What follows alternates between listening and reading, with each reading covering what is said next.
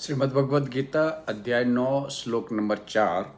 भगवान जी बोलते हैं, मया ततम इदम सर्वम जगत अव्यक्त मूर्तिनाम मतस्थानी सर्वभूतानि ना च अहम तेषु अवस्थितम। भगवान जी श्री कृष्ण अर्जुन को बोलते हैं कि हे अर्जुन, मेरे अव्यक्त रूप में ये सारा संपूर्ण जगत व्याप्त है। समस्त जीव मुझ में है, लेकिन मैं जीवों से नहीं हूँ। कहने का मतलब हो गया कि हम सभी जीव जो है ब्रह्म में व्याप्त हैं, ब्रह्म से व्याप्त हैं, लेकिन ब्रह्म हमसे और आपसे व्याप्त नहीं है।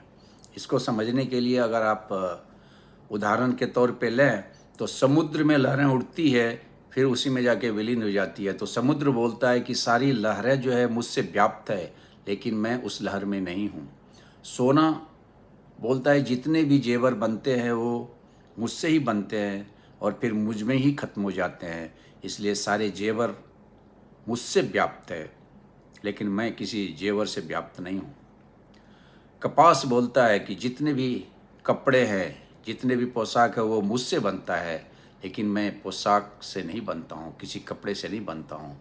मिट्टी बोलता है कि जितने भी बर्तन बनता है वो मुझसे बनता है, मुझ में व्याप्त है, लेकिन मैं उससे व्याप्त नहीं हूँ।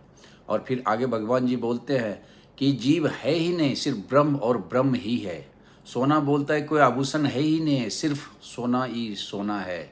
और समुद्र बोलता है कि कोई लहर है ही नहीं, सिर्फ समुद्र और समुद्र ही है। और कपास बोलता है कि कोई वस्त्र है ही नहीं, सिर्फ कपास ही कपास है। और इसको समझाने के लिए भगवान जी ने और एक उदाहरण दिया कि आकाश ब्रह्म है और वायु, विभिन्न तरह के वायु, चाहे वो निम्न वेग का वायु, चाहे वो उच्चतम वेग का वायु, वो हमारी इच्छा है, यानी कि हम सभी जीव हैं। जो कि इस जैसे कि हवा, सारे प्रकार के हवा, चाहे वो प्रचंड वायु हो, चाहे वो निम्न वेग का वायु हो, वो आकाश में ही स्थित रहता है। लेकिन आकाश अजर है, अमर है, विनाशी है, अज है, नित्य है, शाश्वत है, पुरातन है। उसी तरह से ब्रह्म जो है अज है, नित्य है, शाश्वत है, पुरातन है। और हम सभी जीव नश्वर हैं, चाहे वो छोटे हैं, बड़े हैं, ज्ञानवान हैं, चाहे अज्ञानी है, चाहे कोई भी हो, सभी उस ब्रह्म रूपी आकाश में स्थित है।